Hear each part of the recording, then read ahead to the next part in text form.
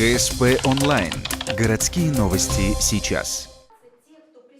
В школе номер 3 прошел очередной семинар для начинающих учителей. Уже 4-е занятие в рамках постоянно действующего проекта продвижения молодого педагога.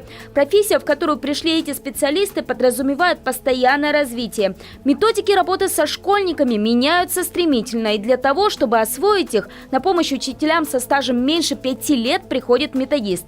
Тема сегодняшнего занятия – создание технологической карты. Это новый формат конспекта урока, который готовится каждые 40 минут в классе. Документ позволяет не только поставить цели и задачи, но и подетально разработать весь ход занятия по тому или иному предмету.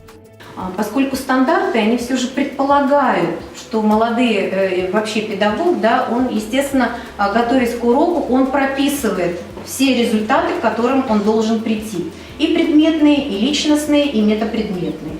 И в обычном конспекте урока это сделать трудно.